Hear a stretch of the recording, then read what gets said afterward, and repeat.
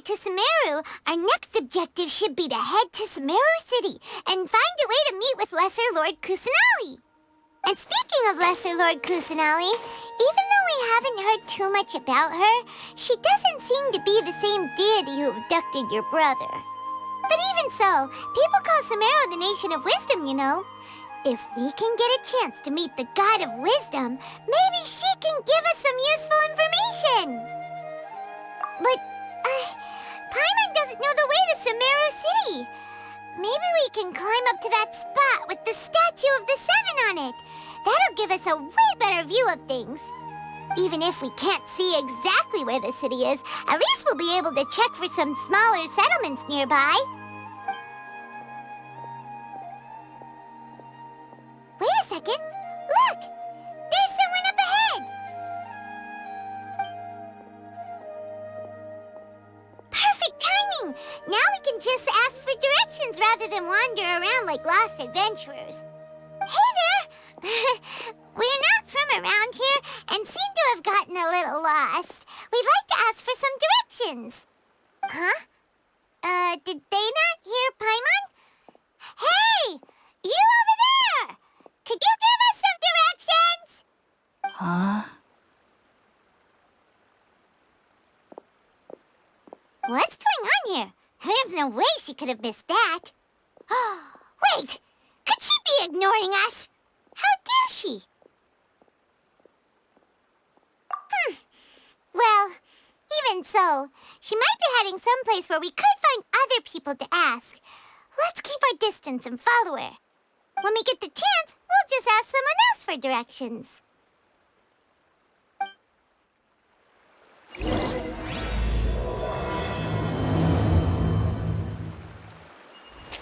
Come on, let's follow her. Just keep quiet and make sure she doesn't notice us.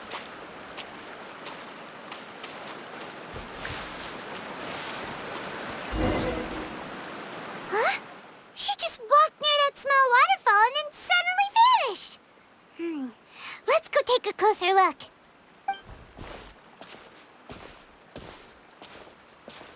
Paimon thought this cave would lead to a village or something, but, it looks like that's not the case. Look, she's sitting over there. Wait, she couldn't possibly be living here, could she? What should we do now? Do we try asking her for directions again? It looks like she's meditating or something. If we bother her now, she probably wouldn't let us off very lightly.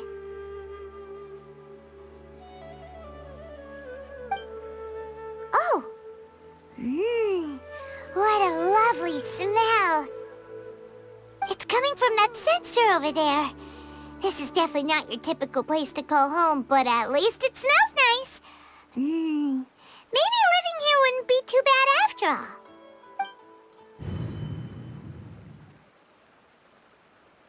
Huh? What's the matter? You don't look too good. What? Is the smell making you feel sick? Strange. Paimon doesn't feel anything.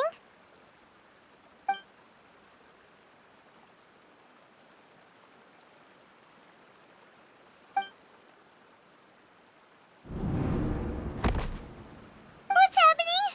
Traveler? This is no time for a nap. Oh, come on, wake up.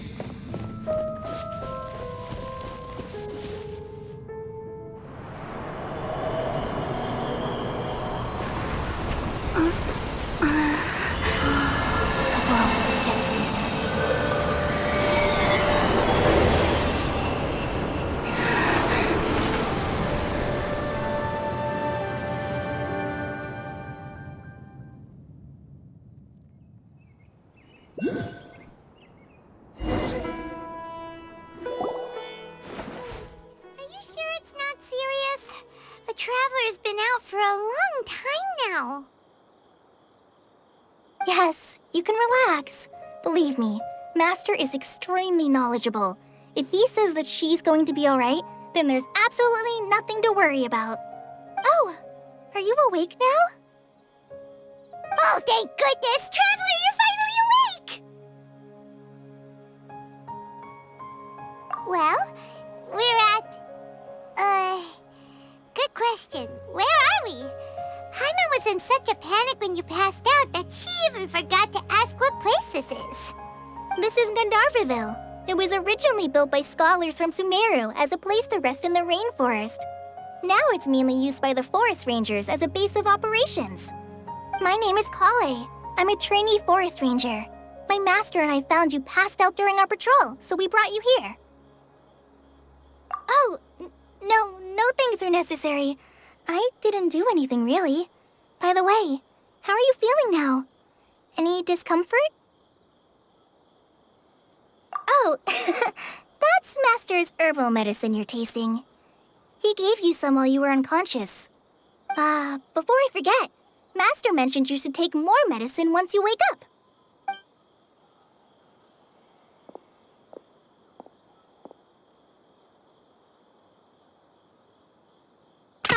Whoops!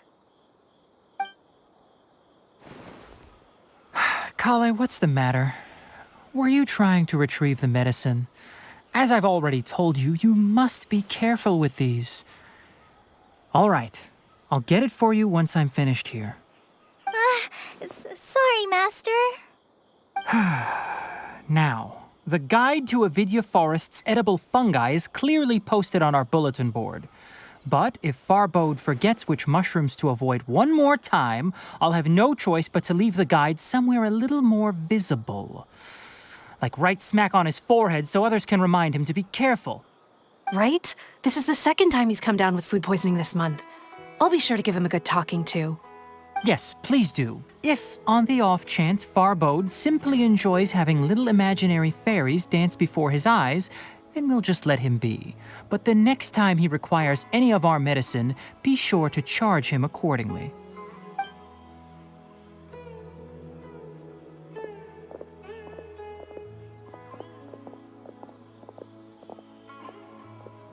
So, how are you doing? Feeling better? Oh, this is my master, Forest Watcher Tainari. He's chief officer over all the rangers here in Gandharvaville. I already informed Paimon about the reason you fell unconscious earlier. But now that you're awake, let me explain it for you as well. It is common practice for Sumeru scholars of certain darshans to dedicate themselves to training and meditation in isolated areas, particularly the nearby forests. While meditating, they use a certain incense known as spirit borneol to help calm their minds as they enter a state of deep rumination. In hopes of asking directions, you two followed a scholar named Hypatia into her cave. The incense you smelled inside was the spirit borneol I just mentioned. That incense typically has no effect on most people, but for a very select few, it can have profound effects on one's cognition, as you experienced firsthand.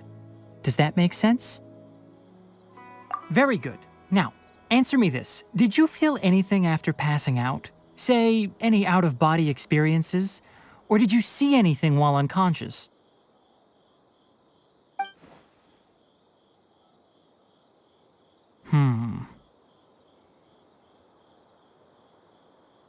Kale, let the others know to stop bringing their patrol logs here for now.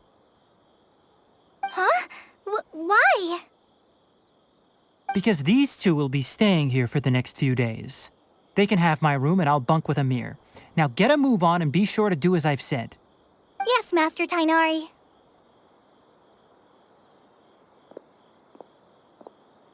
Wait, hold on a second. Can you tell us what's going on? Sure, let me fill you in. I originally planned to send you on your way once you finished your medicine. However, it appears now that you should stay a while longer in Gandharvaville for further observation while you recuperate. Further observation? No need to be hasty. As long as you have the capacity to judge between right and wrong, I promise that you'll understand the gravity of the situation once I explain everything to you. Based on what you saw after smelling the incense and losing consciousness, we can conclude that you experienced a powerful hallucination, which suggests your mental state is not in the best of shape. If you're skeptical, have a whiff of this. Oh, are you okay? You're experiencing a similar sensation as when you passed out, aren't you? So even though your condition is stable as of now, if I were to haphazardly let you leave, it's highly likely that you'd suddenly pass out again somewhere else. The rainforest is home to many fierce animals and hazardous areas. If something were to happen to you again, I'm afraid you might not be so lucky. For now, I suggest you continue taking your medicine each day and avoid wandering off on your own. At least until you stop having adverse reactions to this kind of smell, okay? Good. Now continue resting while I fire up another bowl of medicine for you. Seriously? We just arrived in Sumeru and we're already having problems left and right! Paimon knows we're set on meeting Lesser Lord Kusanali as soon as possible, but you really don't look too good. It'd probably be best to let you recover first. Hey! Are you even listening to Paimon? Paimon's over here worrying about you, you know. What's weird? You mean how you're feeling now? You mean the vision of tree roots and red skies you saw? But if those weren't hallucinations, what could they be?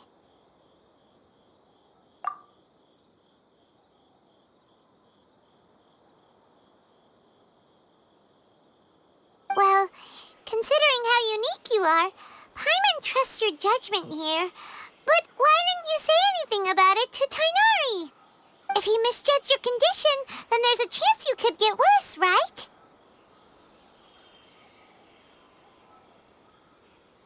Huh? You mean that Tighnari already knows that what you saw weren't hallucinations? But if that's the case, why would he try to hide that from us? Oh, Paimon gets it now. That explains why you were so quiet earlier. Well, that settles it then. We'll stay here to rest up and figure out what's going on with your hallucinations. But it seems like asking Tighnari might not be an option anymore. What do you think we should do? Good idea. Kale's pretty friendly. We can ask her tomorrow about what she knows regarding the Dendro Archon and customs in Sumeru.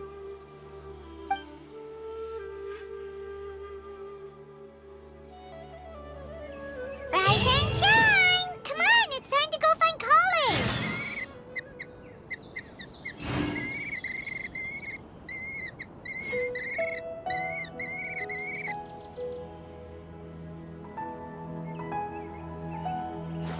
If you ever want to...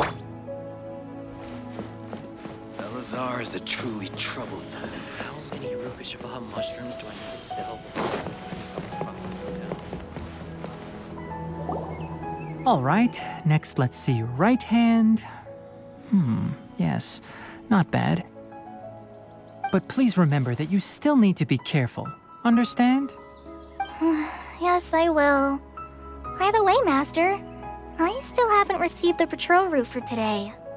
Look, Kale, today's patrol will be a long one, so you won't be coming along this time. Besides, there's a chance we may encounter... well, you understand. But I have a vision too! Am I useless to everyone now? Don't talk like that, Kale. This is not something you need to be worrying about right now. Ah, there you are. Feeling any better?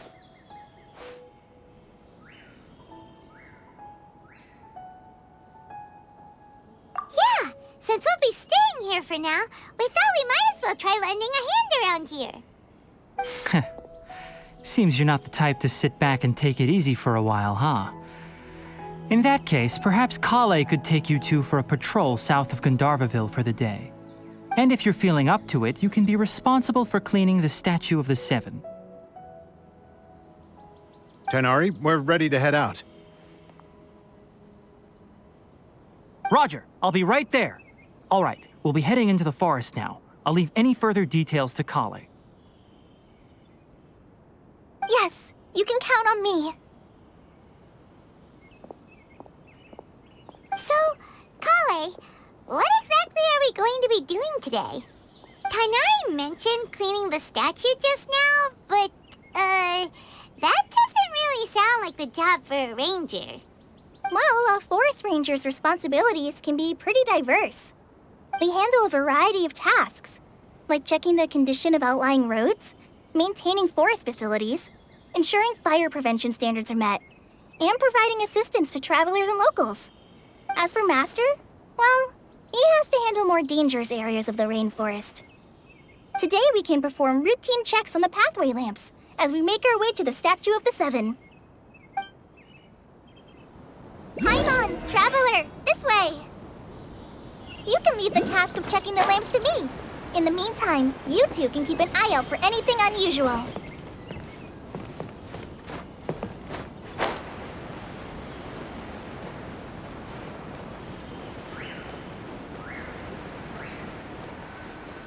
Nothing wrong with these two lamps. Let's move to the next ones.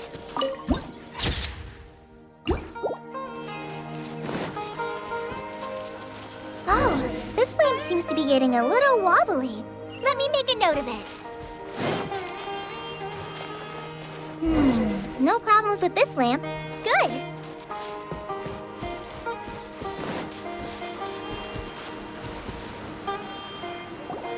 The Statue of the Seven is up on top of that large rock formation.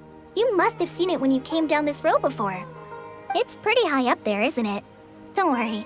If you're afraid you can't make it up there, I'm sure Master wouldn't mind if you don't clean the statue. Oh? I guess I'll leave it up to you then. There's not much footing once you reach the statue, so be careful up there. Paimon will fly up with you and help you with those hard-to-reach areas. By the way, Kale, do you know anything about the Dendro Archon? You know, what's she like? That depends. Are you referring to Greater Lord Rukkhadevata or Lesser Lord Kusanali? Huh? Greater Lord Rukkhadevata? Oh, is that the name of the former Dendro Archon? Uh-huh. Greater Lord Rukkhadevata was Sumeru's first Dendro Archon. She created the rainforest as well as the wall of Samiel around the desert. Her works provided a means of peaceful living for everyone. To the people of Sumeru, she's not only a symbol of wisdom, but also of power and kindness.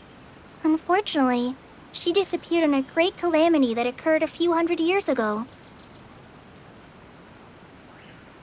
According to what Masters told me, the sages later found the newly born Dendro Archon and whisked her back to Sumeru. To celebrate the reinstatement of their lost deity, the sages dubbed her Lesser Lord Kusanali and let her reside in the sanctuary of Sarastana. Uh-huh. Then what happened? Well, and then... I'm not too sure what happened, to be honest. Huh? You're not too sure? But aren't you from Sumeru? Yeah, I'm from Sumeru. But... Maybe it's difficult to discuss this topic with strangers. If that's the case, then don't worry, we understand. No, it's not that. I'm not trying to hide something from you. Besides, I don't consider you two strangers. Because you two know Amber, right? Wait, Amber? You mean...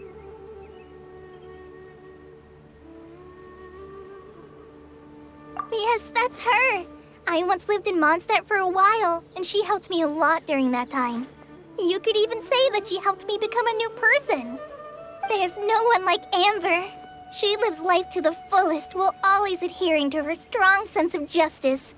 She's ready to answer the call for action at any moment, but is also very understanding of others. She's like the spark that lights the fire in everyone's heart around her. If you ask me, she's a prime example of a true outrider.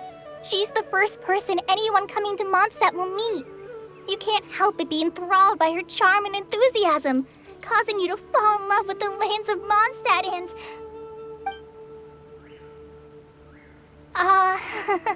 sorry.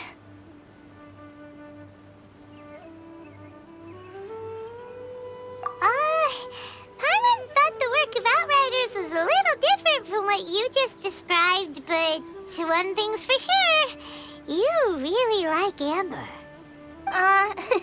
Sorry. I was rambling on just now. It must have sounded kind of weird. It's alright, Kale. Knowing that you're a friend of Amber somehow makes Paimon suddenly feel a lot closer to you. So, how do you know that we've met Amber? Well, after I returned to Sumeru, Amber and I have stayed in touch by writing each other letters. In one letter, she mentioned that Mondstadt was attacked by a fearsome dragon, but the city was saved by a mysterious blonde traveler and their floating companion. I knew you two were the ones she mentioned in the letter the moment I saw you. But, considering everything you've been through that day, I thought it'd be inappropriate to bring it up. So that's how you knew. Yep, so please know that you two have my complete trust, really. I wish I could tell you more about the Ginger Archon, but I have been away from Sumeru for some time, and I haven't read any books. Sorry. That's alright. You've already helped us a lot. We had never even heard of Greater Lord Rukkhadevata or the Sanctuary of Surasthana until you mentioned them. Oh, I'm happy that was helpful. There is one thing I want to ask, though. Why do you two want to know about the Ginger Archon?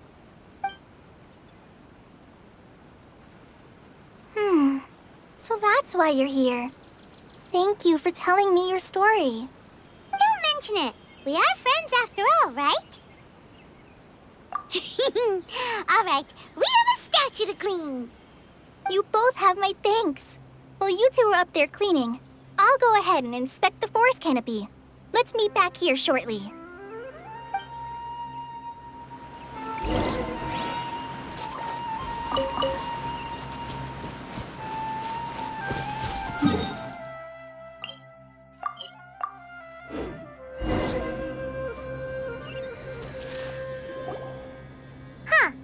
Now that Paimon looks at it, the deity that's carved on the statue is kinda small. Do you think she's supposed to be Greater Lord Rukkhadevata or Lesser Lord Kusanali? The name does seem to fit the statue somehow. Well, anyway, we'll have to figure that out later. Let's get started on cleaning the statue. Paimon will fly up and take care of the top, and you clean everything below.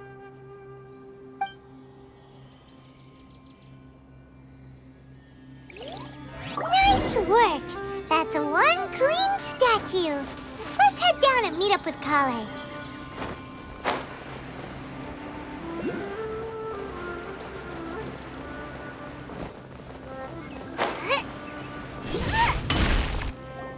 Kale, we're back! Welcome back! You must be tired after all that climbing. Let's take a little break. I brought some fruit and water for us. Yay, food! What kind of goodies did you bring? Hey, don't be a party pooper. It's not like Kale is a stranger or anything. Besides, the best way to compliment a chef is to show passion for their food. Xiangling taught Paimon that. I prepared a nice portable dish that forest rangers like to eat called pita pockets. I hope you'll like them. Whoops! No! You dropped it on the ground! Not to worry. I wrapped a few layers of oiled paper around each pita. They should be fine. Oh, whew. Paimon nearly had a heart attack there.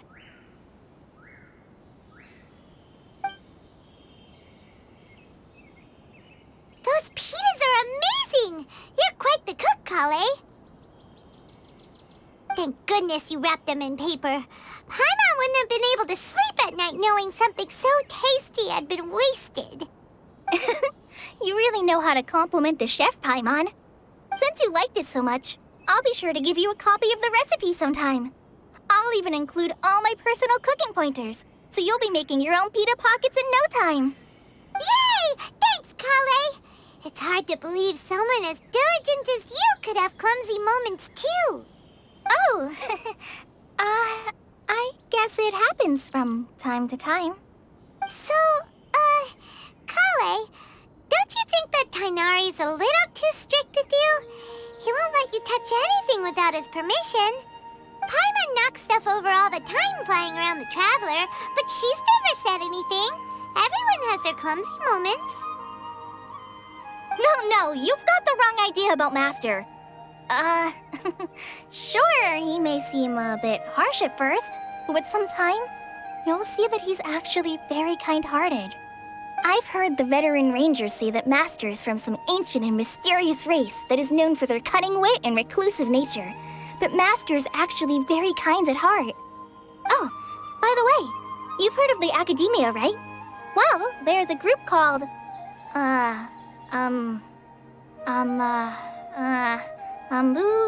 something? Well, anyway, because Master does a lot of research on plants, sages from the Academia have written him many times, inviting him to take up an official position there.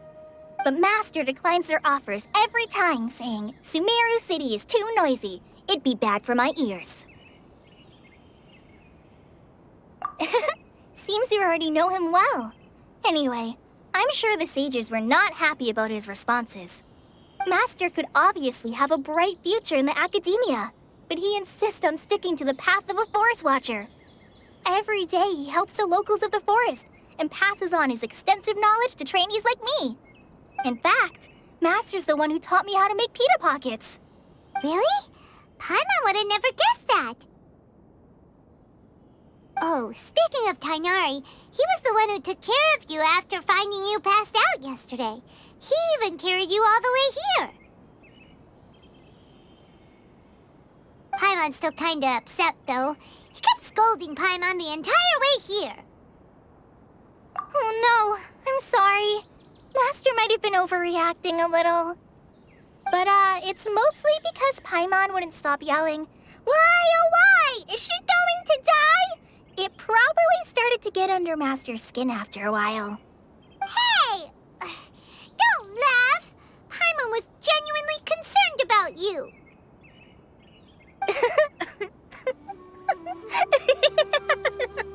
Hey! Now even Kale's starting to laugh. Ugh, that's it! Paimon won't forget this! It's time for some Paimonial wrath! No! Don't touch me!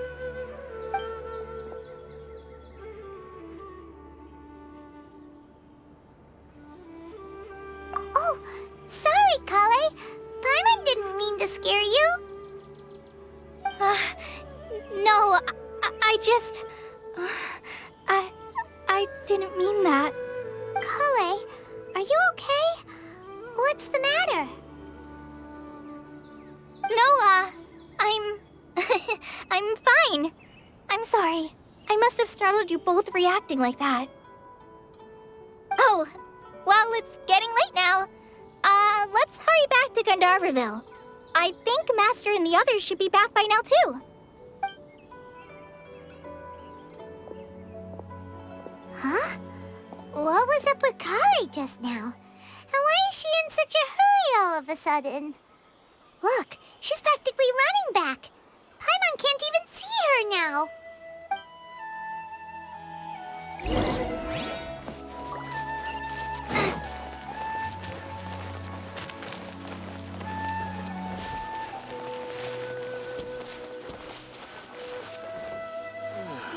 I'm dead on my feet. Ah, I think. Traveler, you've returned. Yep, we're back. Have you seen Kale by any chance? Oh, Kale? Yes, I saw her go into her room just a moment ago. Oh, okay. I'll just have to wait and talk to her tomorrow then.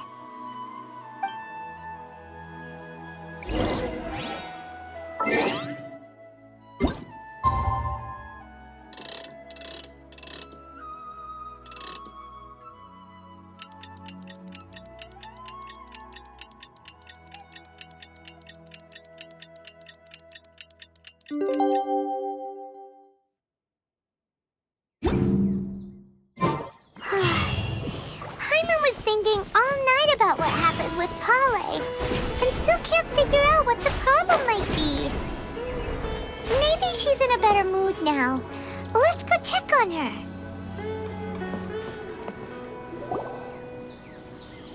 Ah, it's you two. I was just about to go look for you. Huh? Tighnari? What are you doing here?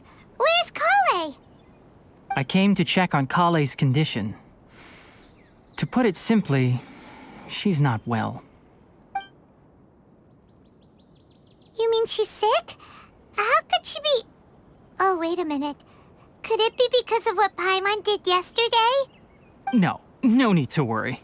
Something as small as you could never harm her. This sickness is something that Kale has been dealing with for some time. Kale has been more excited than usual since you two arrived. A little too much so, to be honest. She hasn't remembered to take care of herself. I suppose it's understandable, though. She hasn't been around anyone she considered a friend for some time now. It must have been refreshing for her to have you two here. So, Tighnari, what's really wrong with Kale? Let's take this conversation elsewhere. Kale just fell asleep after taking her medicine. She needs some peace and quiet.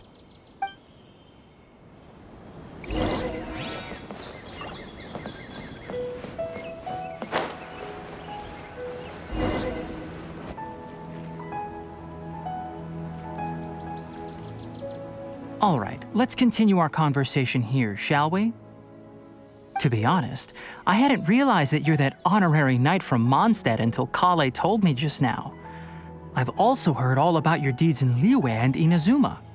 So, just to clarify, what I'm about to tell you about Kale is not because of who you are or your past feats. Instead, I am going to tell you because... well, because Kale asked me to. And honestly speaking, I was against Kale revealing her past to you. But she insisted, saying you two treated her with sincerity and as a friend. So now she wishes to reciprocate the gesture. So, Tighnari, what exactly is wrong with Kale? You said this is something she's been dealing with for some time. Just how serious is it? Right. Ever since she was a child, she's been afflicted with a disease called Elazar. Elazar? Yes, it's a disease unique to the lands of Sumeru. It is characterized by dark and hardened scales that form on the body. At first, the afflicted may only feel mild numbness on the affected area of the skin.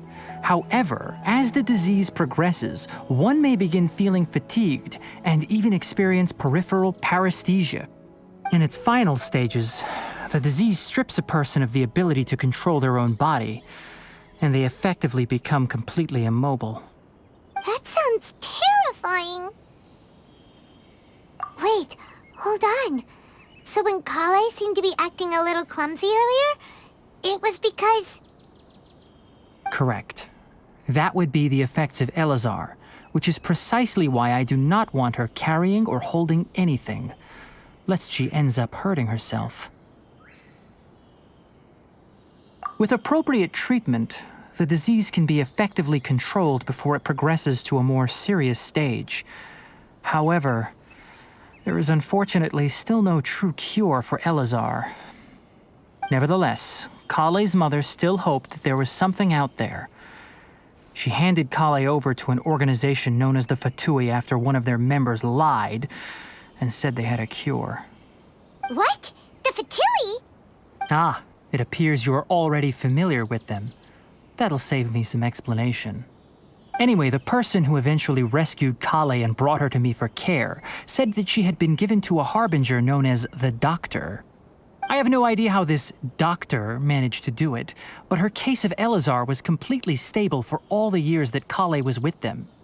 However, Kale's days with the Fatui were anything but pleasant. Kale is a resilient individual and always tries to appear cheerful, but her experience with the Fatui has left deep scars. Even now, she can still feel deathly afraid of someone touching her. Oh, Paimon had no idea Kale's been through so much suffering. Oh, by the way, Paimon, Kale wanted me to tell you that she's sorry for scaring you yesterday. She also wanted both of you to know that she's sorry for hiding her illness. She doesn't need to apologize. None of this is her fault at all. Well said. I hope you'll get a chance to tell her that in person the next time you see her. Kale once thought that it would be impossible for her to have any real friendships. I trust that you two will never let my trainee experience such emotional pain again. Don't worry, Tainari. We'll take good care of her.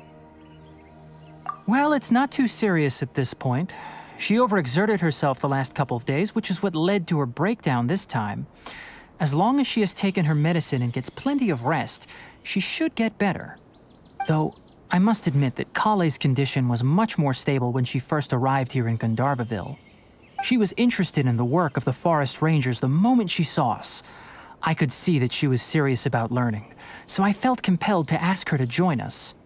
Her stamina has gotten much worse recently. Though a moderate amount of physical exercise is always necessary, I'm afraid the long-distance patrols are a little too much for her now.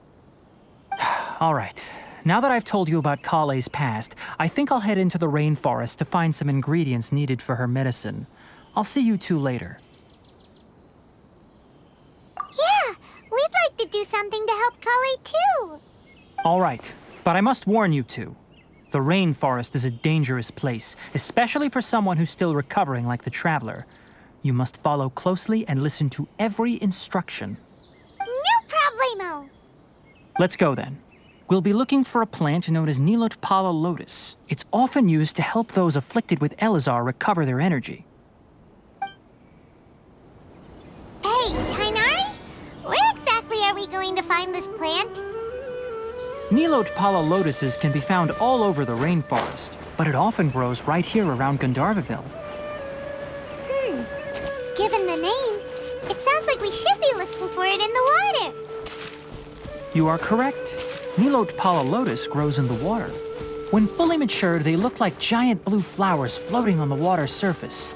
Quite an attractive species, if you ask me. The large petals are actually the plant's leaves and sepals, which surround a very small flower. You should note that many of the plants found in Sumeru have names that are contrary to their species. Take the Kalpalata, for example. The plant is not a lotus at all, but rather a vine. And then there's the Sumeru rose, which is not a rose, completely contrary to its name. Oh, okay then. Note to Paimon. Never bring up the topic of flowers with Tainari.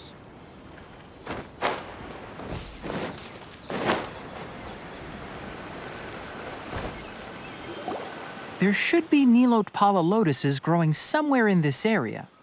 Let's split up and begin searching. If you could manage to gather 4 of them, that would be sufficient.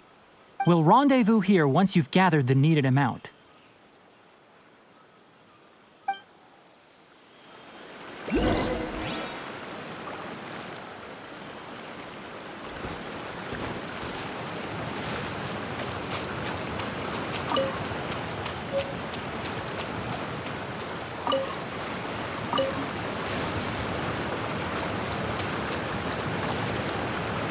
Alright, we've gathered enough Nilotpala lotuses.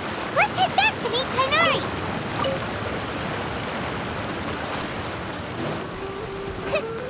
Race you! Hey, Tainari! We found the lotuses you requested. Let me take a look. Good, very good. These are all excellent quality. I'm quite glad you two came along. Your exploration experience helped save me a lot of time here. It seems we even have enough time to stock up on some other things I need. Hey, Tainari!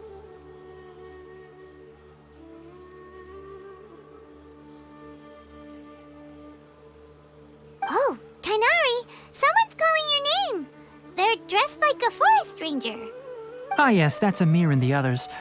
But didn't they just set off not too long ago? What are they doing back so early? Let's go find out what's going on.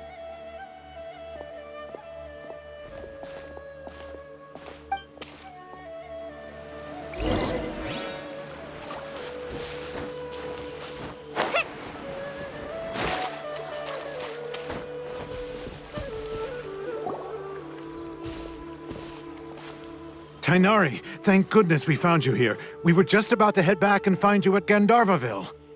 What's going on? We just discovered a withering zone. The Withering is back? But the patrol route you were on should have been already clear just a week ago. It reappeared so quickly. Can you tell me the exact location? It's up ahead, deep in the river valley. It's appeared in a spot that blocks nearly the entire narrow part of the valley area, so we decided to come find you as quickly as possible. And the radius of the contamination? Sorry, I couldn't get a clear enough view to tell. No one in our patrol team had a vision, and it appeared to still be spreading, so we didn't risk getting any closer. Okay, I understand. You made the right decision. I'll go deal with it right away. In the meantime, please guide these two back to Gandharvaville. Wait, Tainari, why don't you let us help you? You two have only just arrived in Sumeru. You're still unfamiliar with many things in these lands. There's a unique type of anomaly that occurs in the Sumeru rainforest. It's called the Withering. The affected areas not only cause nearby vegetation to wither, but it's also lethal to wildlife and even people. If you don't carry a vision, then you should think twice before approaching such places. Yes, Amir is absolutely right. I wasn't kidding when I said the rainforest is a dangerous place. As Amir said, only someone with a vision, that is, the power to manipulate elements, will be able to resist the Withering's corrosive effects for a time. That's right. If any of the forest rangers without a vision come across a withering zone, we first make a record of the location and then have a ranger with the proper abilities deal with it, like Tainari here. Only someone with a vision can venture within a withering zone and find a way to deal with it. But you don't seem to carry a vision. Don't worry, she may not have a vision, but she's a real pro at using the power of the elements. Don't sweat it. We've helped others deal with similar situations before. Wait, you've met other forest rangers before? I was planning to properly show you both how to identify the Withering before you left Gandharvaville. Anyway, since you two are experienced adventurers, come with me. I'm sure you'll both be able to help.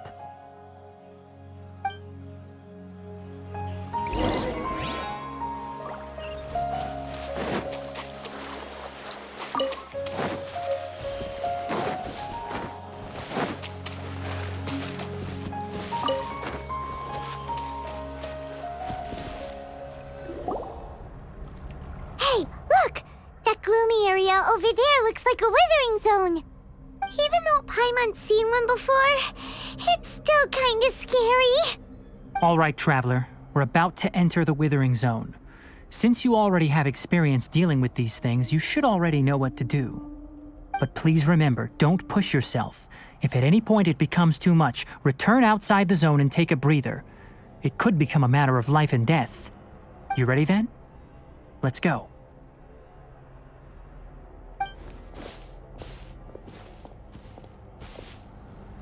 First, we must locate any branches sustaining the Withering Zone.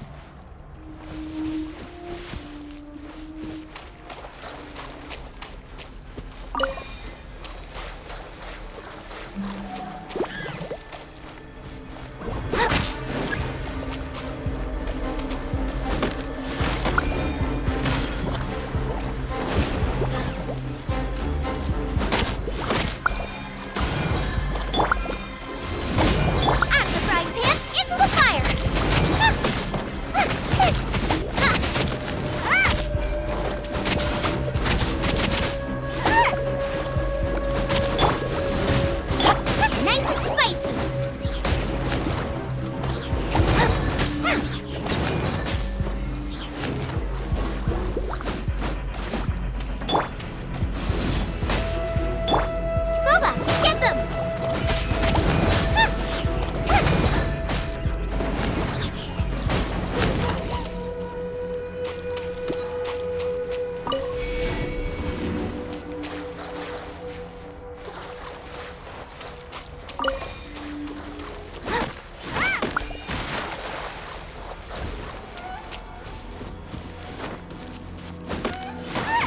Great work.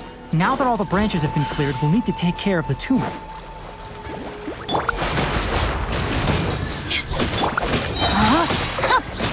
Go.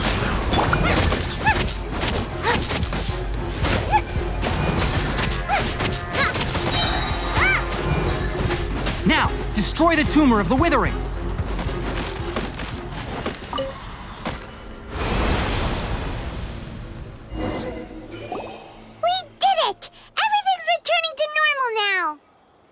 Yes, thanks to you two. We were able to quickly restore this area back to normal. Tainari? You make it sound like we did well, but why does Paimon have the feeling you're worried about something? It's that obvious, huh? Alright, it's like this. Recently, the rate at which the withering zone appears has been increasing. Even though we were able to quickly clear that withering zone, it won't be long before another one appears. If that simply meant more work for me, then that wouldn't be an issue. But it's far more severe than that. The withering is leaving lasting effects on the rainforest itself.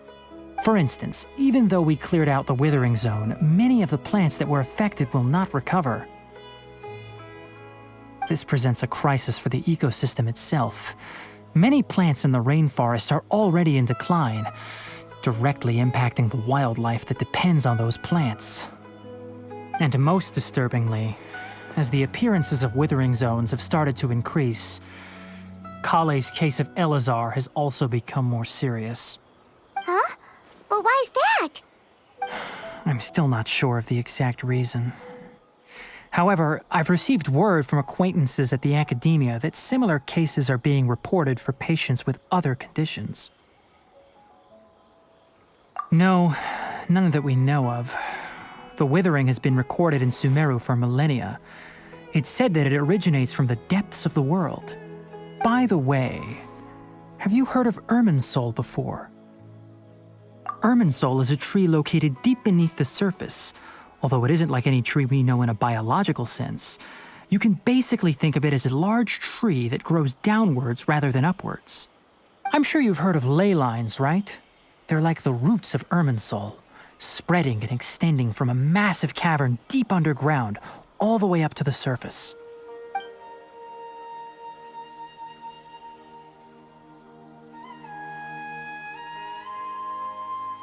Ley lines continually absorb the memories of this world, which are then funneled into Irminsul, allowing it to collect knowledge and wisdom from ancient times to present day. The Dendro Archon is known as the God of Wisdom because her consciousness is directly connected to it. It is also said that the Dendro Archon's power is a manifestation of Irminsul. And as for the Withering, its emergence is related to a disease that's affecting it. That's right. My ancestors learned of this from Greater Lord Rukkhadevata's familiars a long time ago. But even those mysterious creatures did not know of a cure for Irminsul. I'm afraid we Rangers will be battling the Withering Zones here for a long time until a cure is found. Alright, that's enough on this topic for the time being. Now that we've taken care of things here, it's time for us to head back to Gandharvaville.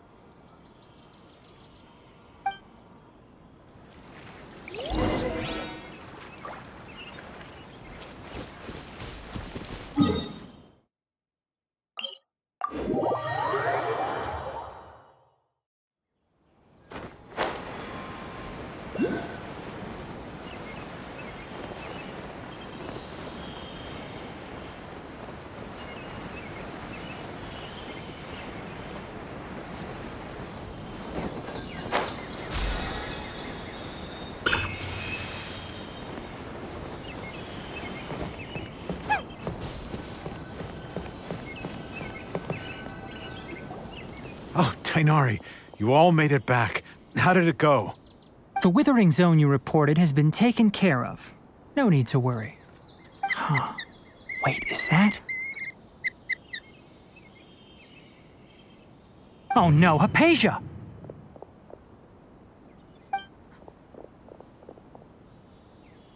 Huh? What's wrong, Tainari? This Duskbird is Hypatia's designated courier for urgent news. You do remember her, don't you? She's the scholar you and Paimon were following when you first arrived in Sumeru. Oh, her? could we forget? So did something happen? Let me see what's written in the letter first. Oh. So what's it say? And what's with that weird expression on your face? Just let Paimon read it. Huh? All Paimon sees are 3 squiggly lines. Yes, allow me to explain.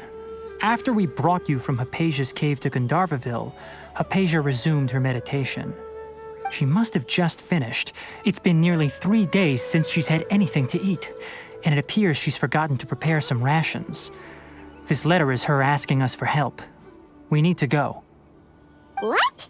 You mean she's been sitting there for 3 days? Hey, wait, how did you know all that from just a few lines on the paper? Well, obviously because this has happened before. Last time she drew 5 lines, and by the time we found her... Well, I'd prefer not to remember that. Needless to say, Hypatia's been through worse, but we should still get to her as quickly as possible. I've got some emergency rations set aside for times like these. Paimon, Traveler, could you two bring these to her? Wait, you want us to bring her the rations? But will the Traveler be okay if her cave is still filled with that funny incense? Let's find out. Here, Traveler, take a smell and see. So, how do you feel? Huh? Really? You're not feeling even a little drowsy?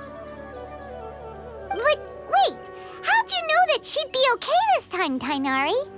Back when we were clearing the Withering Zone, I observed that she could adeptly manipulate the Dendro element.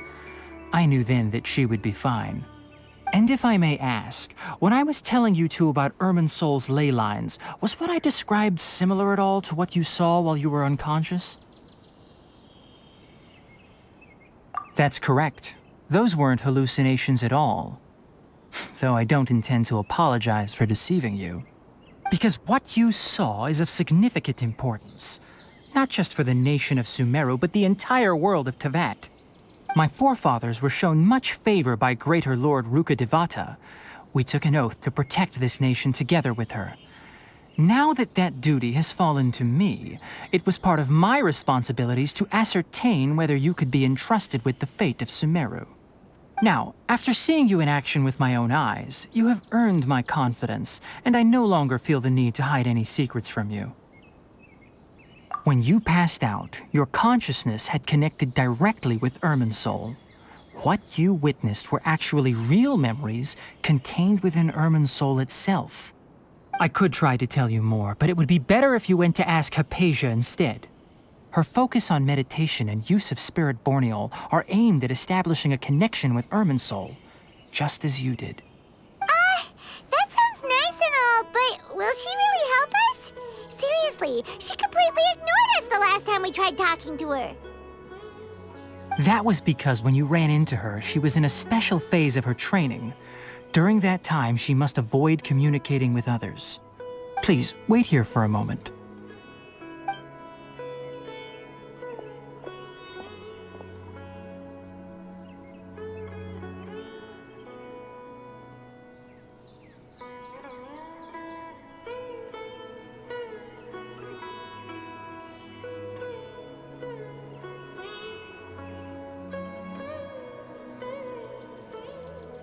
Here, take these. It's a meal I packed for Hypatia, as well as some other ingredients. I'm sure it'll come in handy. Also, here's a letter that I would like you to give to her. Just show it to her and she'll answer any questions you may have. No. I should be the one thanking you. You've both been a great help these last few days.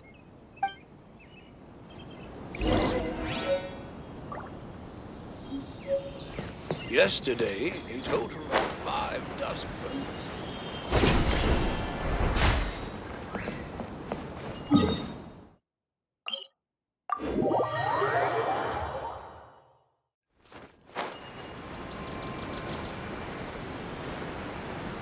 Hypatia should still be in the cave.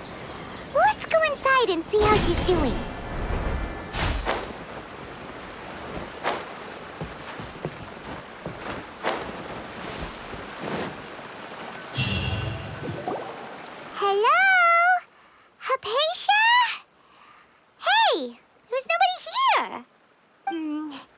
Maybe she went out to look for some food. Let's try looking around the area.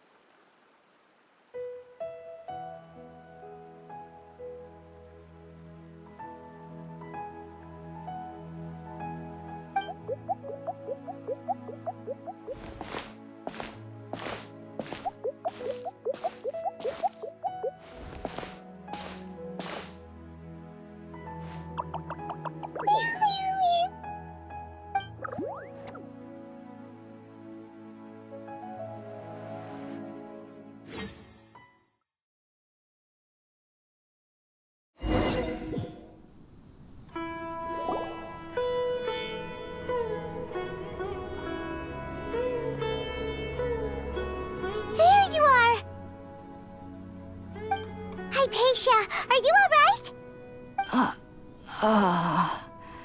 So hungry.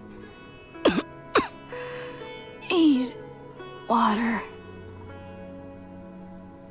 There's no way we can get her to eat in her current condition. Let's try finding some water first. Huh? Wait. Why does it look super foggy outside all of a sudden? Anyway, let's go look around.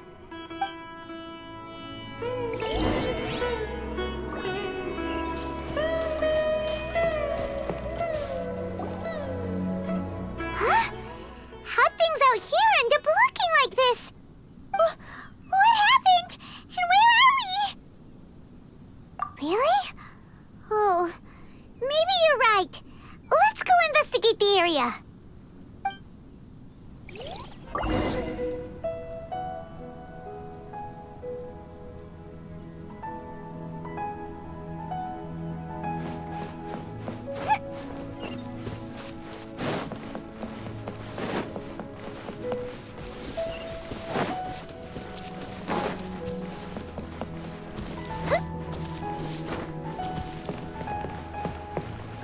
Wow, this place is huge!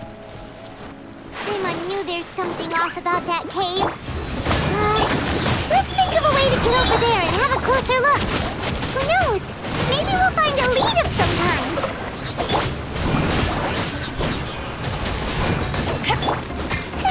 Out of the frying pan, into the fire!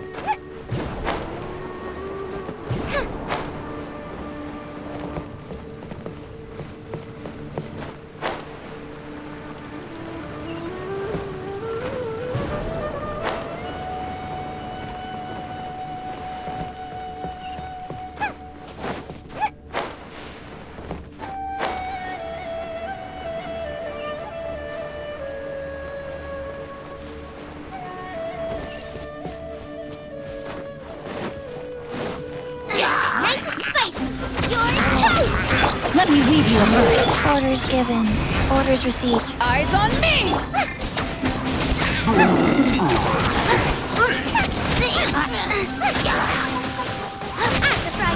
Into the fire!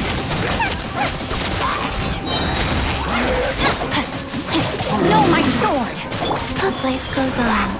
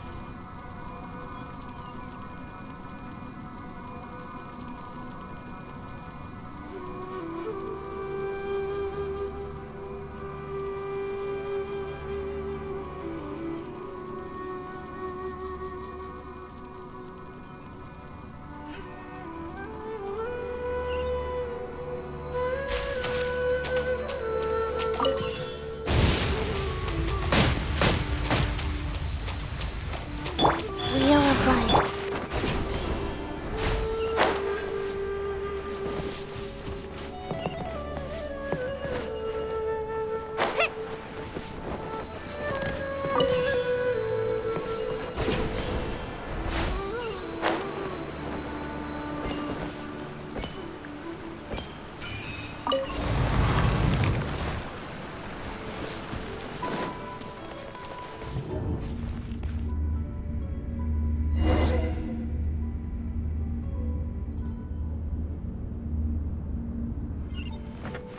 What in Tibet is going on here?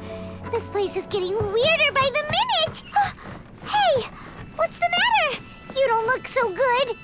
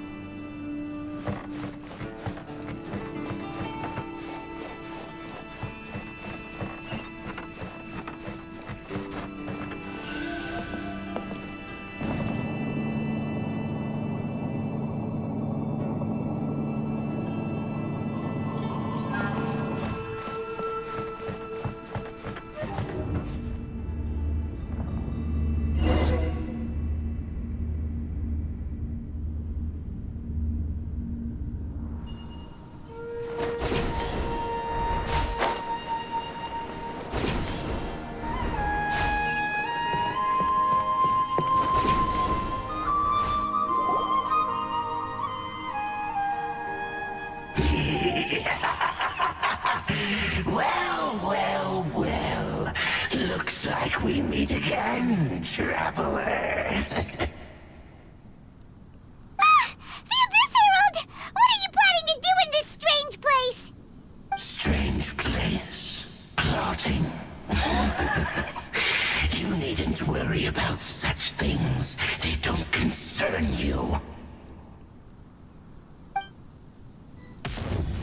Bow before the abyss! Boba, get them! Go. Ring cutter! Eat this! To ashes! Apple fried pan into the fire!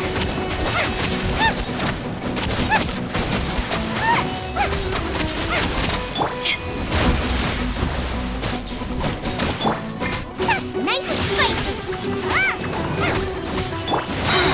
Sacred name. Fortune preserve.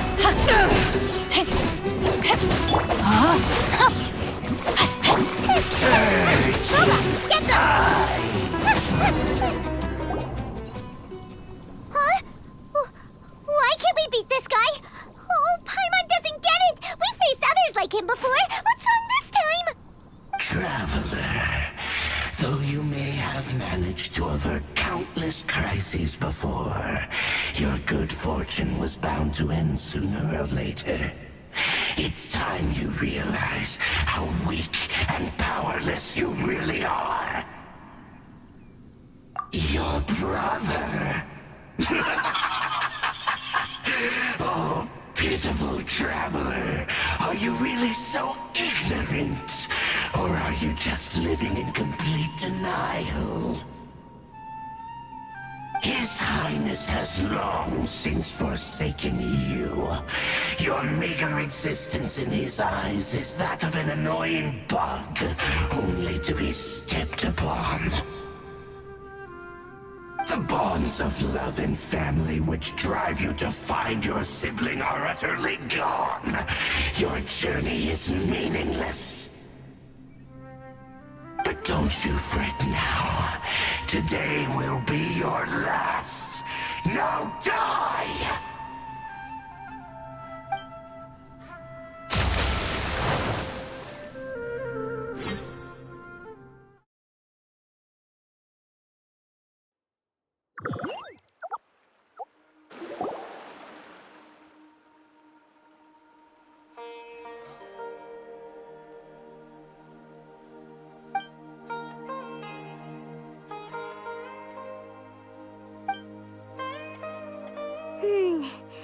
What do we do?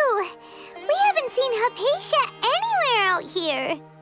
Oh, there she is! Quick, let's see how she's doing. Ah, so sweet. Well, the good news is that she's still conscious. Hey, why'd you drop her food on the floor like that? Are you okay? That's really not like you. Anyways, we can talk about this later. We better make sure she's all right first.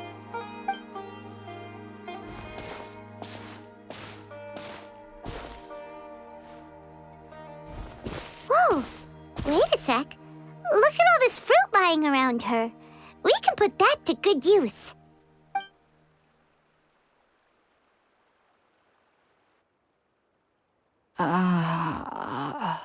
Who is there? Tainari, is that you? Huh?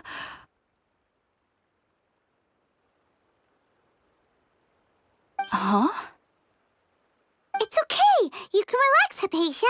Tainari sent us here to bring you some food and water. Here, we have a letter that he asked us to give you.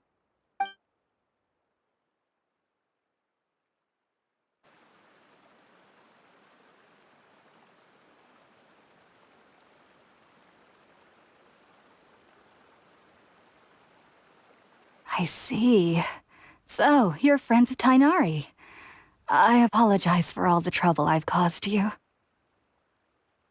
I'm grateful that you came so quickly to save me. You even brought all this fruit.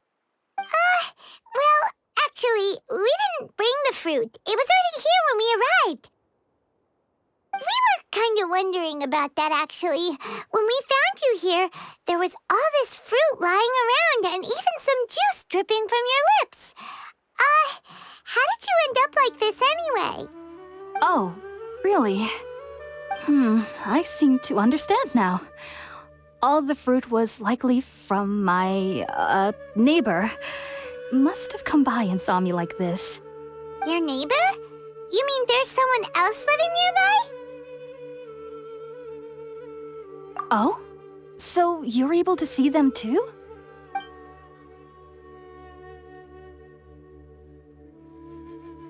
Wait, hold on a second, Traveler. You say that before we arrived, you saw some mysterious creature and suddenly had a strange dream? Isn't that a little too crazy to believe? No, I actually do believe what the traveler is saying. I myself had a similar experience once before and ended up scaring my timid little neighbor here. You needn't worry. They mean you no harm. They only dragged you into the dream because they hoped to buy themselves a little time in order to scurry away. So, Hypatia, just what kind of creature is your neighbor exactly? I'm not sure what it's called, to be honest. But I do know that they have some sort of deeper connection with the Dendro Archon. I know this because the first time I saw them was also the exact day my consciousness was able to form a connection with Irmin's soul. Even after I opened my eyes and stopped meditating, my heart was still pounding, and my mind was racing with all the knowledge that I had touched. And at that very moment, I suddenly noticed a small figure at the opening of the cave. In my curiosity, I began to walk over to the creature. They must have already been used to me living in the cave, because they didn't seem to mind me approaching them. They just kept doing whatever they were up to. It wasn't until I crouched down next to them that they suddenly realized that I could see them. Oh, and then? And then I had a dream. By the time I came to, they were nowhere to be seen. I was convinced they'd never show up again. But sure enough, I saw them nearby a few days later. And they weren't alone. I feel like they aren't as afraid of me as the first time I approached them. But I never would have expected them to save me. Yes, no doubt about that. By the way, Tainari mentioned in his letter that you had questions for me regarding Irminsul.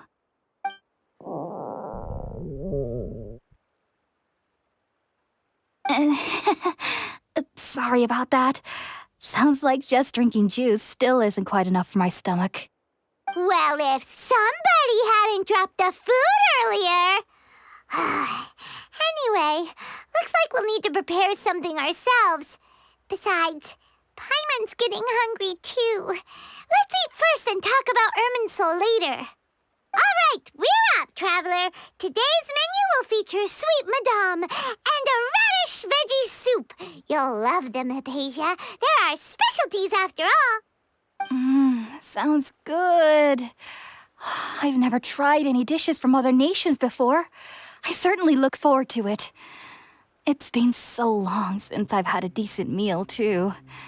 To be honest, the last time had to be when Tainari came to visit. Out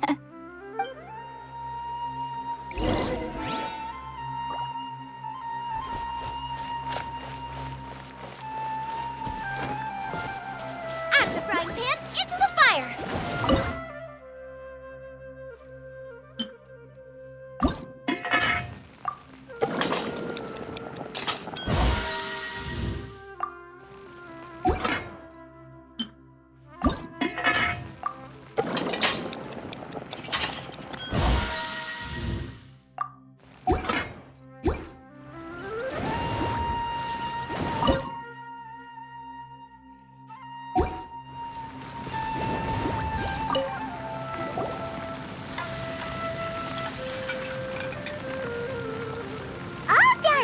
Let's use the empty box that Tainari gave us since we already washed it. Oh, it smells amazing. And the box is a nice touch, too. Let's go serve this up and start eating with Hypatia.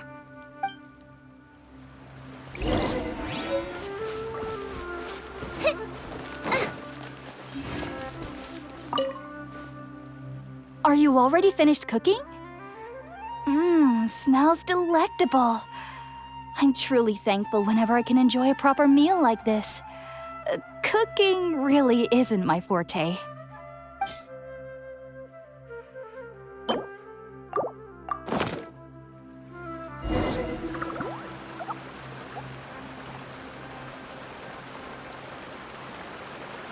Even though everything you mentioned was in Tainari's letter, it's still hard to believe you were able to connect with Irminsul immediately after smelling Spiritborn eel for the first time.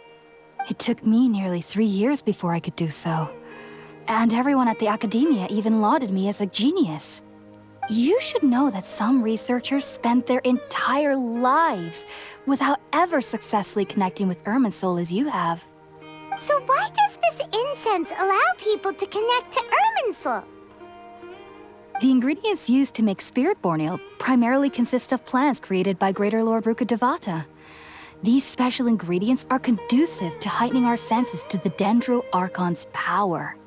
Since the root of the Dendro Archon's power lies within Irminsul, we can occasionally tap into her powers to peer into the depths of the earth.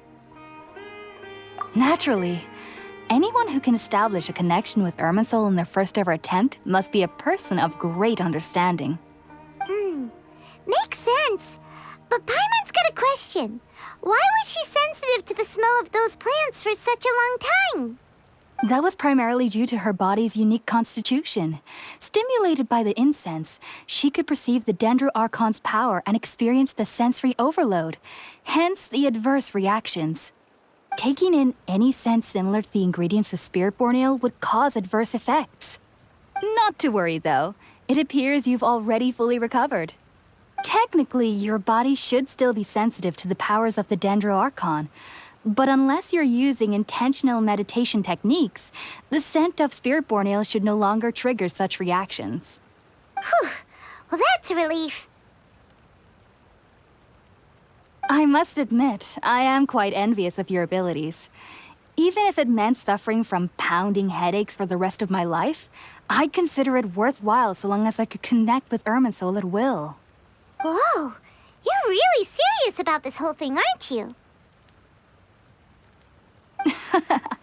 I am a researcher after all. As a member of the Ritaoist Archon at the Academia, my main area of research is the stars and their connection to the fate of living beings. But there is still so much we don't know, especially regarding the mysteries that lie in the starry skies. Which is why I must turn to the all-knowing Irminsul for answers. If only my perception wasn't so limited. Unfortunately, I cannot guarantee that my every attempt to attune with Irminsul will be successful, or that doing so will leave my consciousness intact. I am currently in the stage of training known as Satyavada life. Many researchers in Sumeru have lost their minds while seeking to attune with Irminsul during this stage. Sages have said that Irminsul contains divine knowledge, and touching such knowledge without the proper preparations and abilities will only lead to one's mind caving in on itself. That's why we meditate alone. We need to ensure that our minds will be calm while minimizing the possibility of involving anyone else. Whoa, so knowledge from Irminsul could be super dangerous. Don't you ever feel afraid of the risk, Hypatia? Of course I do. Especially during nights that are pitch black with no moonlight, and dead silent without even the sound of insects. However, I've been feeling better as of late. I don't get as scared anymore knowing that I have a little neighbor living nearby. I believe that being able to see them is a sort of blessing from the Dendro Archon. But what's strangest of all is that they're clearly an envoy of the God of Wisdom herself. And they have the curious power to make people dream. What's so strange about that? It doesn't sound so out of place for a divine being, does it? Well, it's strange because nearly nobody in Sumeru can ever dream. Oh, is that true? Yes, well, to an extent. Only children can dream in Sumeru. Adults, however, never do. The sages say that wisdom implies rationality, but that which occurs in dreams is often neither rational nor logical. Yes, if one struggles with anxieties, those emotions could influence their dreams. The fact that the people of Sumeru do not have dreams is seen as a blessing by the sages. They believe that Greater Lord Rukkhadevata, the God of Wisdom, is keeping us away from the foolish delusions you encounter in your sleep. I was born into a family of scholars in Sumeru City. Ever since I was a child, my parents would always tell me that I'll know I've grown up once I stop dreaming. I studied hard, enrolled as a student in the Academia, and went on to become a researcher. Sure enough, I never dreamed again. But then, on the day I scared the little Aranara, I suddenly saw a dream again. It was incredible. Though I don't exactly remember what I saw, I clearly recall the feeling. I suddenly felt like I was a child again. Back then, I was foolish and ignorant as any youth would be, but I was free of fear. Maybe dreaming isn't as bad as we've made it out to be. Just be sure not to speak of this if you travel to Sumeru City. They'll look at you as if you've lost your mind. So, do you have any thoughts about the things she saw when she connected with Irminsul? Sorry.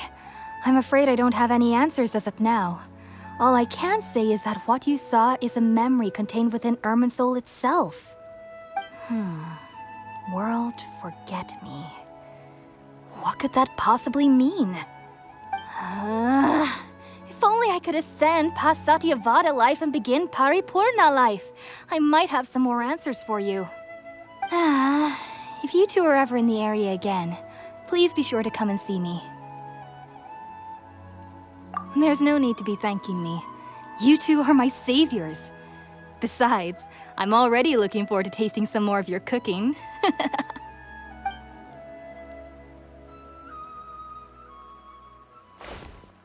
Now that we know Hypatia is all right and had the chance to ask her some questions, Paimon thinks it's about time to head back to Gandharvaville.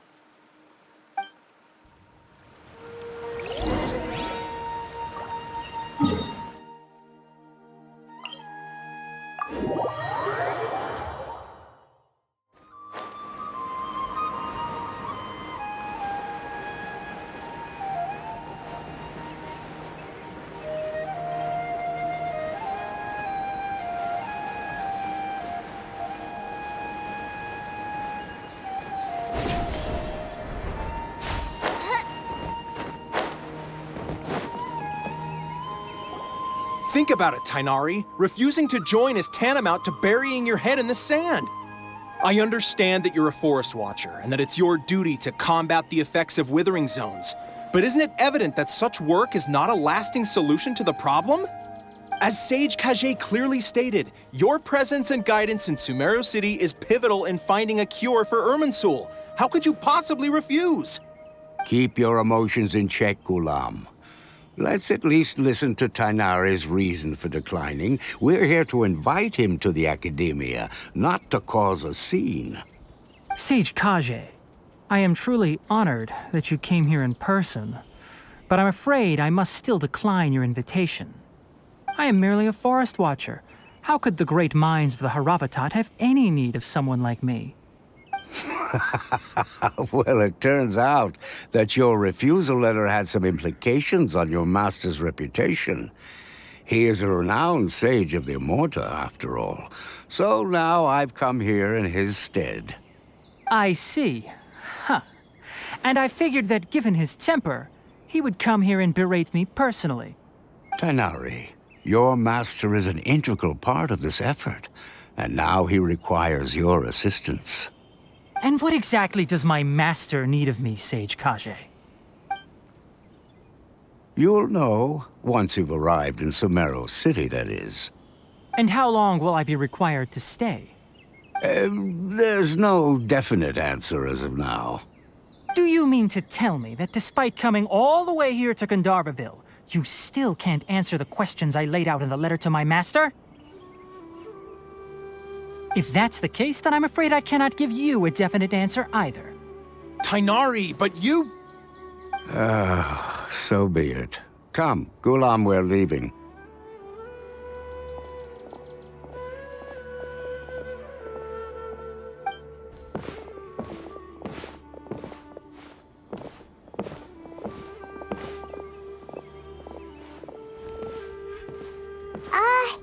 Tainari, what was that all about? It's nothing. Some people from the Academia wanted me to go to Sumeru City to assist them with a project, but I had to refuse on account of all my responsibilities here. But all that can wait. How did things go with Hypatia? It was quite the eventful trip, but the main thing is that she's safe and sound. She answered a bunch of questions for us, too. Very good. Now that the traveler has made a full recovery, there shouldn't be any reason for you to tarry here longer. I assume you will be heading to Sumeru City, correct? That's right! We want to meet Lesser Lord Kusanali and ask her for advice. Do you have any idea on how we can find her? Sorry. I'm afraid I don't have any advice for you there. Well, do you at least know anyone we can try asking in Sumeru City? Let me think. My trips to Sumeru City have been fairly short, and most of my acquaintances are researchers. How about this? I'll write you a letter of introduction that you can give to a researcher I know. He's from the Immorta Darshan and is adept at gathering information. Asking him might prove worthwhile. Also, when you enter Sumeru City, you'll probably end up receiving something like this item here. I'm not sure if it will ever come in handy for you, but maybe you can give it a try. Oh? What is it? It's called an Akasha Terminal. It's a tool produced by the Academia that utilizes the legacy of Greater Lord Rukkhadevata. Some say that this very item is the basis of Sumeru's reputation as the City of Wisdom. Needless to say, this device and its usage fall under the Academia's expertise, so I'll leave it to them to show you how to use it.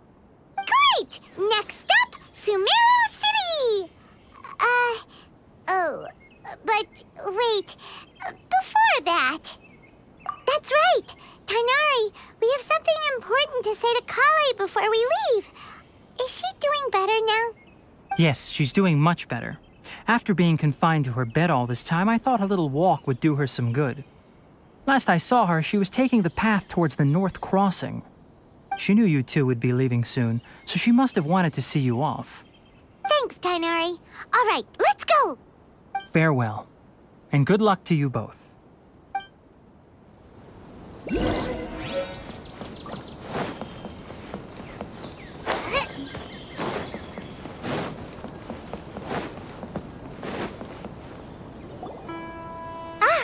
I've been waiting for you two.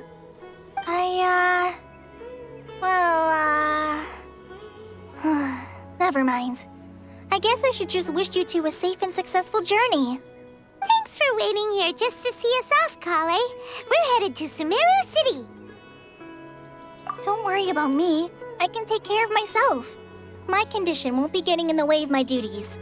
I want to be a forest ranger after all. It's up to me and the others to protect the rainforest here. And, I'm sorry. I should have told you both about my condition when we first met. I just wanted you two to treat me as a normal friend, not some girl that needs your sympathy. But I guess now I understand that the most important thing is for friends to be genuine with one another. There's no need to apologize, Kale. We should be thanking you for trusting us enough to be your friends and sharing your past with us. We're probably still gonna worry about your condition, but that's because we're friends and we care about you. Thank you. That means a lot. Before you leave, I have something for you. Oh? What is it? It's my recipe for pita pockets. I told you that I'd give you a copy, remember? My handwriting is a little, messy, so please don't laugh. Yay! Thanks, Kale. Now we can eat those scrumptious little pitas whenever and wherever we like. I hope that whenever you eat them, you'll both remember your time here in Gandharvaville. Well then, I, trainee Forest Ranger Kale, bid you both farewell. Please visit Gandharvaville again. The Rangers will always be ready to assist you here.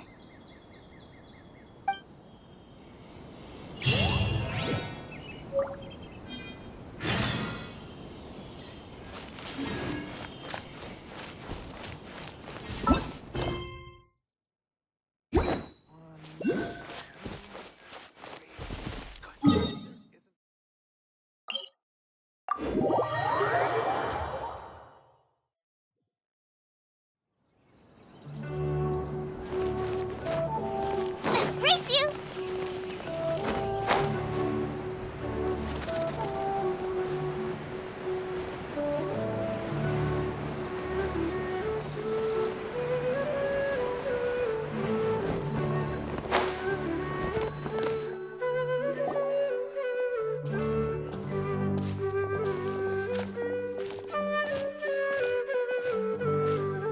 Sumeru City! We finally made it. Oh, did you see that? When those people entered the city, something on their heads lit up. One moment, please, you two. It appears this is your first time visiting Sumeru City. Oh, yeah, that's right. But how did you know that? Because there's currently no information on either of you in the Akasha. But no need to worry, that won't prevent you from entering the city. In fact, the Academia conveniently provides each traveler to Sumeru City with a device. Perhaps you two have heard of the Akasha before. It's our beloved Greater Lord Rukkhadevata's lasting legacy, a treasure trove of collected knowledge. After centuries of tireless research on the Akasha, the Academia created one of its most ingenious inventions, the Akasha Terminal. As long as you are within Sumeru's borders, you may use an Akasha Terminal to connect directly to the Akasha and access any knowledge you need. I should mention that due to technical limitations, the operation of Akasha Terminals will be much smoother and more effective in large cities such as Sumeru City and Port Ormos. Oh, so this is the thing that Tainari was telling us about. It sounds pretty amazing. You two are quite fortunate. Until recently, it was standard practice to only issue Akasha Terminals to outlanders who spent an extended amount of time in Sumeru. However, this policy was recently changed, and now all travelers are issued one upon arrival. Here are your Akasha Terminals. Please handle them with care. It kinda looks like a leaf. To activate it, simply hold it in your hand and say the following phrase to yourself. May the mighty God bless us with their voice of wisdom. Oh, says this little doodad lets you access knowledge. Maybe we can use it to find a way to meet Lesser Lord Kusanali. Let's give it a try. Ahem. May the mighty God bless us with their voice of wisdom.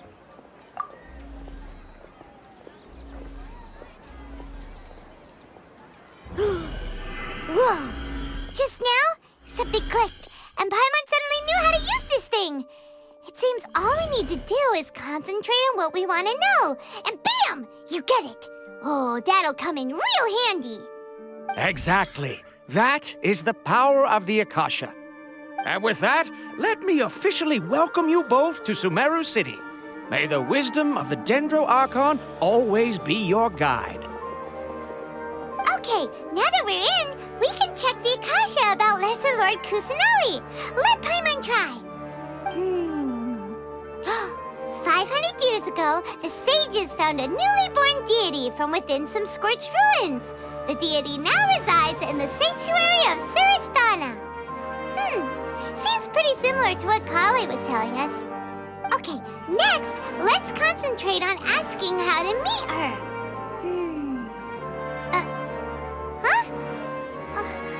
Paimon doesn't sense anything. The Akasha didn't respond to Paimon's question. Oh, come on! Ugh. Focusing on this question feels like when you have something you're trying to remember and it's on the tip of your tongue, but you just can't think of it. Ugh. Paimon's brain is exhausted.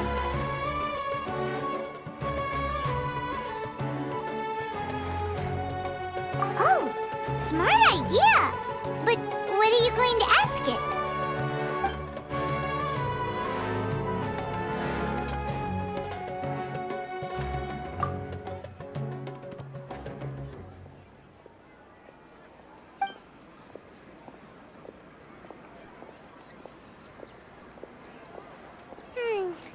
You too? Well, glad it's not just Paimon.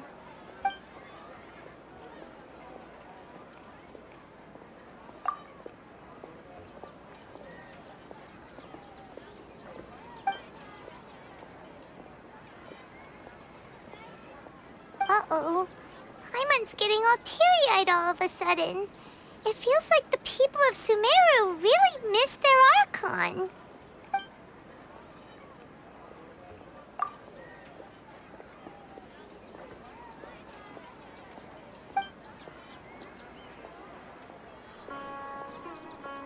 Huh.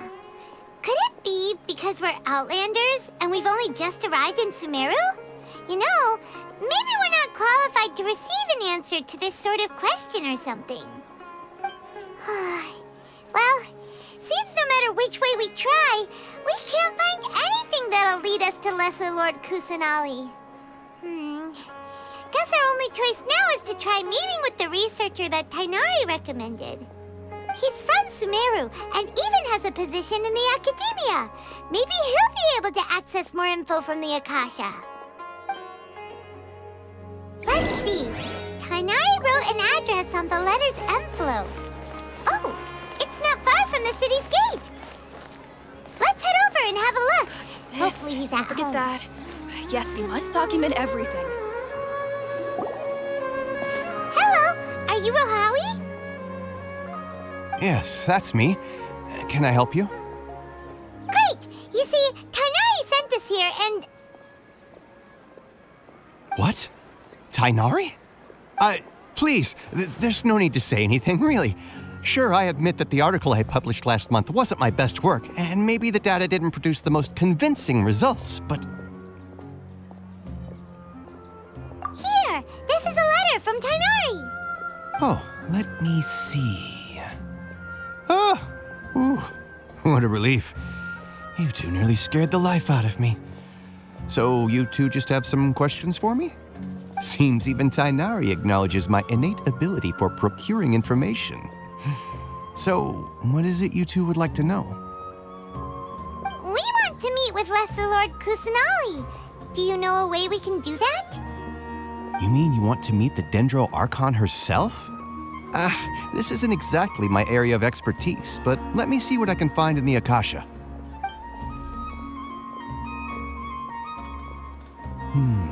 Sorry, the Akasha didn't respond to my query.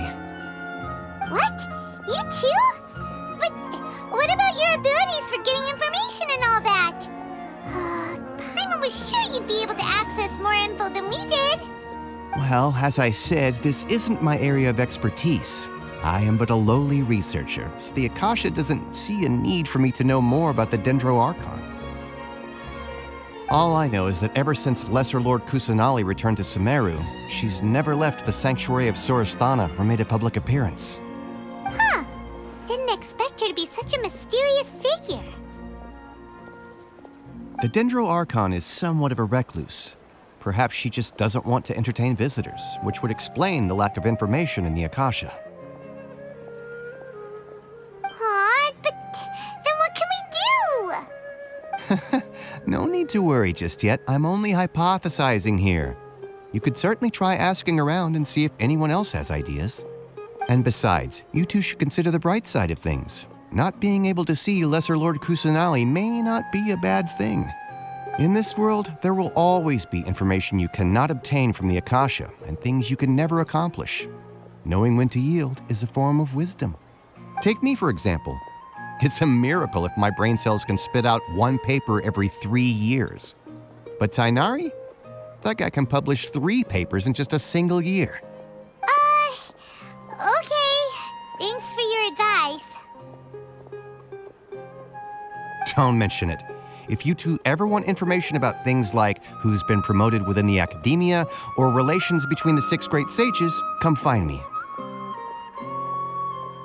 Hey, come on. This is a survival skill at the academia. Oh, Paimon's expectations were pretty low, but this is so low it's like digging holes in the dirt. So what do we do now? Even if we want to talk to someone, we don't know anybody here. Huh? Like who? Oh, you're right! Catherine! The Adventurers Guild has its own intel network. Let's hurry and find her.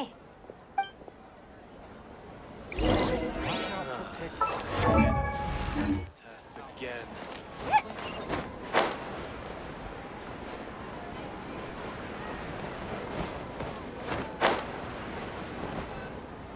Ad Astra Abyssask. Hello, Traveler and Paimon. Catherine, we need your help with something.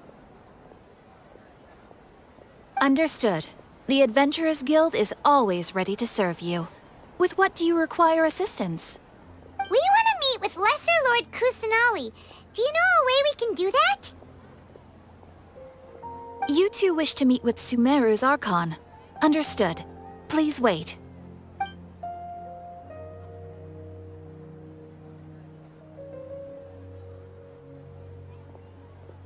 I apologize, but I am unable to call up any relevant information in the Akasha.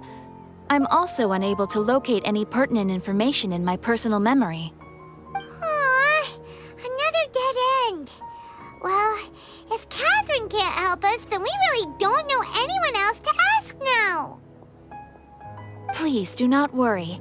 I may know of someone who can help you two. In Sumeru, the Adventurers Guild does not serve as the vanguard of information. Rather, there are numerous active mercenary groups collectively known as the Eremites. They take on various contracts and work all across Sumeru, so they naturally accrue intelligence. An Eremite brigade called the Corps of 30 is in charge of Sumeru City's defenses.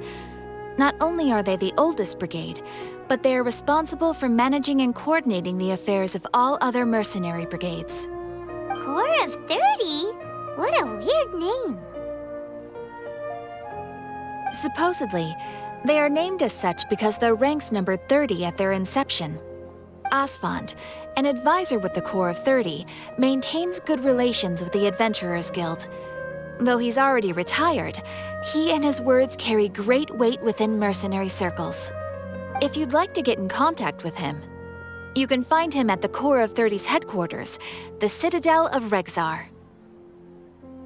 You're welcome. I wish you two the best of luck. We look forward to your exploits in Sumeru. Alright, off to the Citadel of Rexar we go!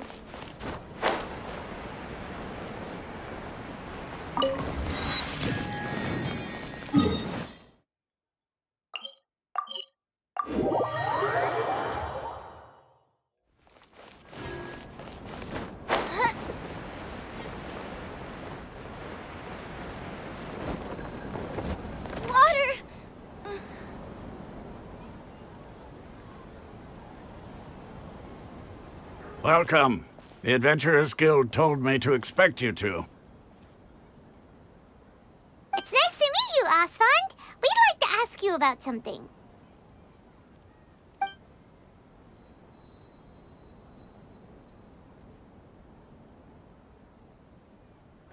I see. So, Catherine's the one who sent you this way. Ha! It's true that the Eremites' network is vast, but even I can't help you meet the Dendro Archon. Wait, seriously? That's it? Afraid so. The Eremites aren't terribly religious, so we don't know much about divinities. As far as the Akasha goes, we can access even less than you. We originally came from the desert. The gods there died off long ago. Since those days, we've used our own two hands to carve out a living. We don't beg gods for their aid. It isn't just us, though. If you ask me, I think most in Sumeru aren't interested in Lesser Lord Kusanali. Oh? Why's that? Just take the Academia, for example. They're the ones who truly rule Sumeru. Although they believe in gods, most of them only care for the late Greater Lord Rugurdevada. In their eyes, she was the one who founded Sumeru and gifted us with the Akasha. Lesser Lord Kusanali just happened to inherit her legacy. Because of the Academia's influence, most citizens are more familiar with Greater Lord Rugurdevada and hold her in greater esteem. Not to mention that Lesser Lord Kusanali never makes an appearance, and the Academia never announces anything about her. As far as the people of Sumeru are concerned, she's just a god that exists. And that's all. Really? Aw. After hearing all of that, Paimon sort of feels bad for Lesser Lord Kusanali. Ha! But who knows? We're all just guessing when it comes down to it. Besides, I'm sure the God of Wisdom doesn't worry about her reputation among people like us. All right. Well, thanks for the info, Asfand. No problem. Always happy to help out the Adventurers Guild.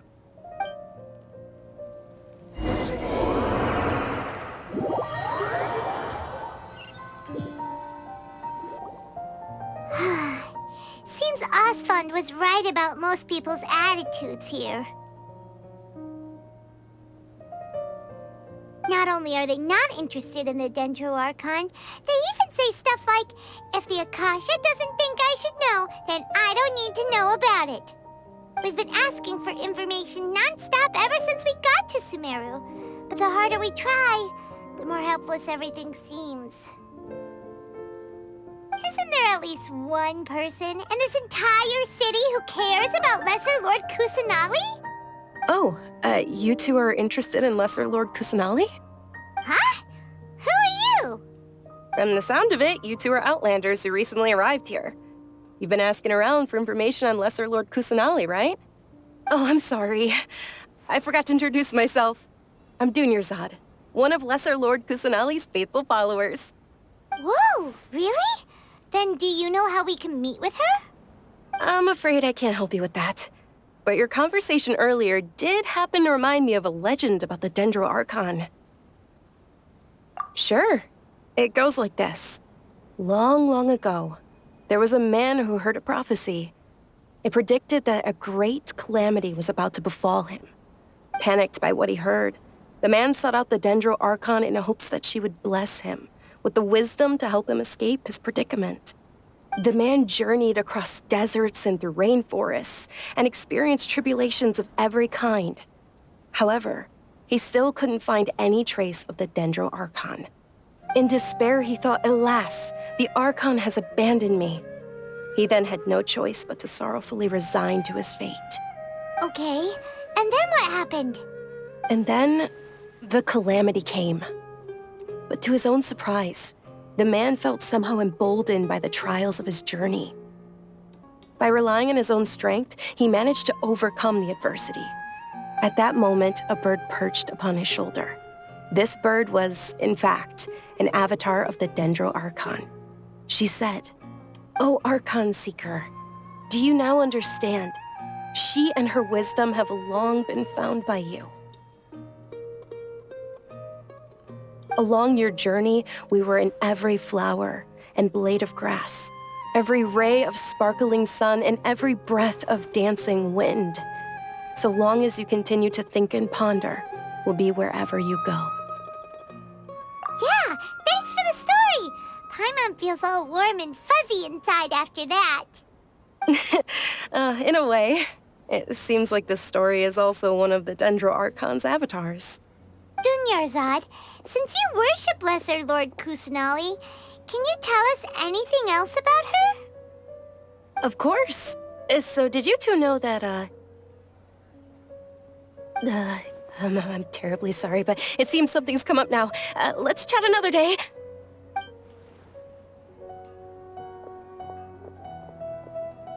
Hey, wait! What the heck just happened? It looks like they're searching for someone. Dunyarzad was acting super nervous just now. You think they're looking for her? This stinks! We finally managed to find a lead about Lesser Lord Kusanali! We can't let them get in the way now! Let's see if we can get rid of them.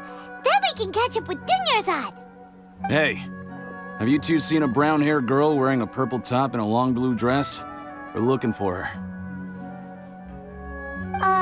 Did she have bandages wrapped around her wrists? Yes, that's her. Did you see which direction she went? Yeah, she went that way. Quick, after her!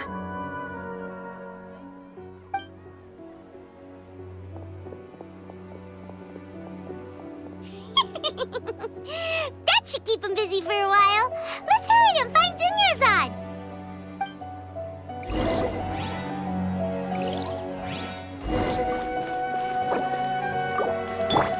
Life goes on.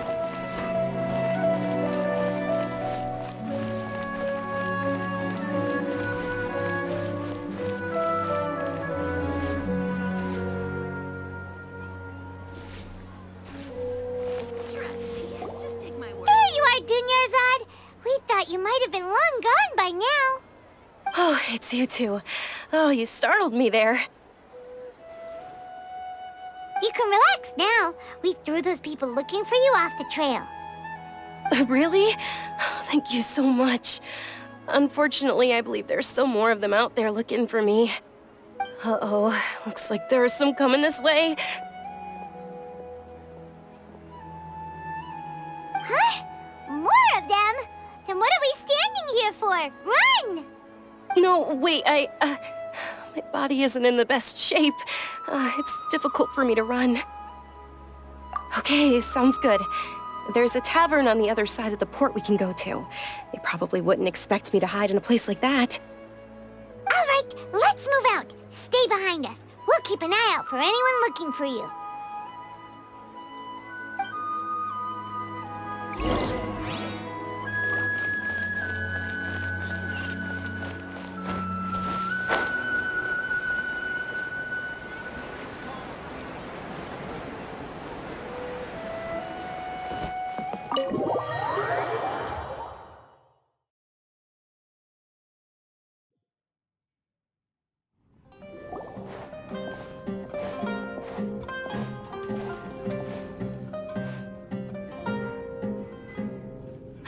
We made it. Oh, they shouldn't be able to find us now. Wait, stand down, Dia.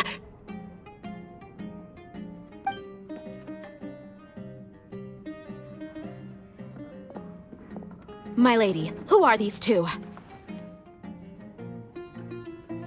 They're travelers that I met on the street just a moment ago. They happened to notice that you were all searching for me, so they helped me hide. I see. In that case, you two should scram. There's nothing here for you. Wait a sec! Who the heck are you? And why are you shooing us away? I'm Miss Dunyarzad's bodyguard, here to see that she returns home safe and sound. My lady, let's get going. You've been gone for so long that your parents are worrying themselves sick. And if I refuse to go with you? It'd be easier for the both of us if you cooperated. But if you insist on not going, then I'll have to carry you like a sack of potatoes. Hey! Dunyarzad already said she doesn't want to go back. Why are you still pushing her? Stay out of this. You don't understand the situation. Sorry, my lady. Even though I'm your bodyguard, your parents are my employers. I have to answer to them. How much? Wait, what? How much more do I have to pay you to become your employer? So you never listen to my parents ever again. Double? A triple? Give me some time and I'll get that much. My lady, this isn't about Mora. I don't know what you think of us Eremites, but let me say this. I like Mora, but I'll never go against my principles. That's why I'm here looking for you. Sure, it's an order from my employer, but my conscience was also telling me it's the right thing to do. And knowing your health, carelessly running around like this is gonna hurt ya. For the sake of those who love you, don't be stubborn. No, you're wrong. I'm aware of my limits and I know what I'm doing. Honestly, the only people being stubborn right now are my parents. And they know perfectly well that it makes no difference if I'm at home or not. They still won't accept reality. And every time I bring this up, they just change the subject. Dia, you've been living with us a long time already. This should be old news to you. Dia, I know it hasn't been easy for Mother and Father, and I'm grateful for everything they've done for me. But there's someone else in this world I'm also grateful to. Because she saved me. The love I have for her is the same I have for my parents. This is my life and my last chance. So I want to do something meaningful.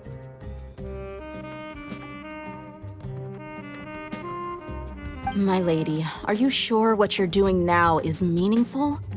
Yes, I'm sure. At least, it is to me. Fine, I won't ask you to return home anymore. But let me make something very clear. I'm only doing this because I respect your determination, not because I agree with you. Thank you, Dia. Sorry for being so rude just now. My nerves were acting up. And I even brought up your payment in such an offensive way. Don't worry about it, my lady. I did say that I like Mora. Besides, that's our next topic of conversation.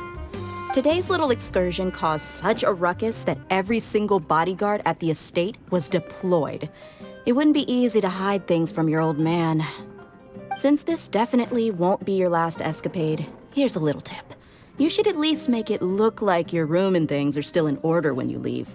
Also, you'll need someone to cover you for when you're out and about. So, I'll let you hire me, my lady. This way, everyone wins. As for the pay, let's say half of what your father pays me. We can settle the bill when we return to the estate. Okay, deal. Yay! Looks like they've reached an understanding.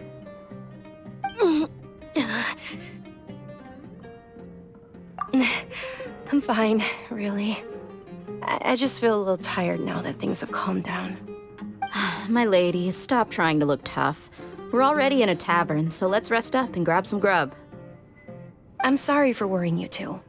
If you don't mind, I'd like for you to join us. Sure! After you rest up, we want to hear more about Lesser Lord Kusanali.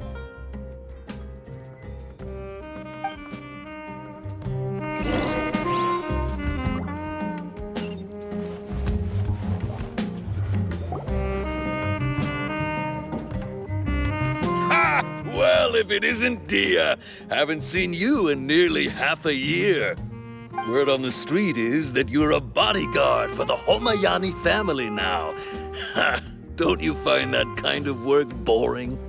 Nah, you get used to it. How about a menu over here? You got it, huh? Isn't this little Miss Homayani herself? We don't get to serve personages like you very often. We'll be sure to prepare our very best. Thank you, sir, but there's no need. I don't have a lot of Mora on me, and I really ought to save as much as I can. But please bring these two the best food you have. They're my new friends, so I want to be a good host for them.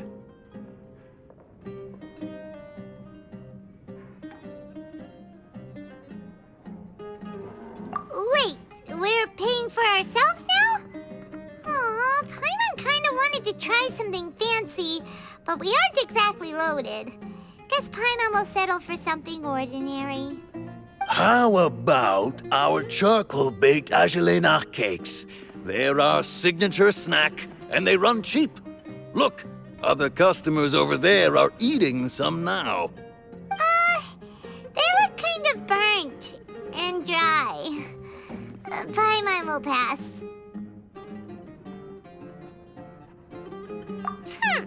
What do you have against my slime dishes?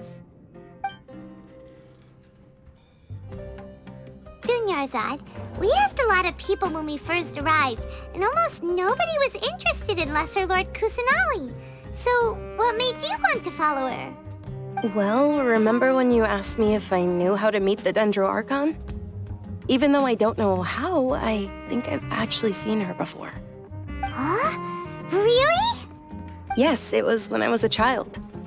At the time, my illness had kept me bedridden for the better part of a year. I was stuck inside and couldn't make any friends, and my parents did their best to find treatments for me. But even then, the Akasha didn't have any helpful information. My younger self no longer had any hopes or dreams. One flare-up was so bad that I was in a semi-conscious state for several days. Then one night, I woke up alone in my room. I was terrified. My body was paralyzed. Even if I cried, there was no sound. At that moment, an ethereal voice spoke in my mind. Dunyarzad, don't be scared. You don't have to cry. Dunyarzad, don't be scared. You don't have to cry. Who are you? How do you know my name? How do I explain this? You might not be able to understand, but actually, I know everything about you. Really? Of course. I know that you're scared of thunder, that you hate taking medicine every morning, and that you love counting the petals on your mom's skirt. Wow, you really do know everything. Dunyarzad, is there anything you want? Want? Not really. I can't go anywhere or do anything. Huh? But aren't you a child? All children have wishes. Tell me what you want, and maybe I can make it happen. But can you make my illness go away? I'm sorry. But I'm not powerful enough to do that right now. Then, can you be my friend? After that, the voice said, "Okay, I'll be your friend." Although my body was suffering during those days, that voice encouraged me and told me many wondrous things. Beyond my window was the flourishing Sumeru city. Beyond the city was a lush rainforest. And beyond that was the wall of Samiel, deserts, and all of Tevat. Once I finally made it through that bout of illness, I couldn't hear that voice anymore. I told my mother about it, but she said that I must have been dreaming. But I know that that voice wasn't a figment of my imagination. Before that, I had never heard of Tevat. Yes, for sure. If it weren't for that voice, I would have never grown curious about the outside world, nor would I have learned how to read and enjoy so many books. That voice sparked a desire for wisdom. It had to have been the Dendro Archon. I've been hoping for a chance to repay her kindness. In fact, I was running around today to help prepare the Sub-Zerus festival for her. What's the Sub-Zerus festival? It's Lesser Lord Kusanali's birthday, which was the day that she was found by the sages. It's actually an old holiday that originally celebrated Greater Lord Rukkhadevata's birthday. When she passed away, the holiday eventually became a celebration of the Lesser Lord's birthday. I heard everyone was overjoyed when they welcomed her back to Sumeru. In those days, the festival was a huge deal. But because of the Academia's influence, people have gradually lost interest in the festival. The Academia actively participates in Sumeru's many holidays dedicated to Greater Lord Rukkhadevata. But when it comes to the Sub-Zerus festival, forget any funding. They practically act like it doesn't exist. Maybe they see Lesser Lord Kusanali's birth as confirmation of Greater Lord Rukkhadevata's death, so they're reluctant to celebrate it. Aw, but that's awful. It is. It's absolutely terrible. Sure, the Greater Lord founded Sumeru, but hasn't Lesser Lord Kusanali been the one quietly protecting us for the past few hundred years? Just remember that we're still out in public. Don't get too carried away now. I know that people over by the Grand Bazaar still hold the Sub-Zerus festival to this day.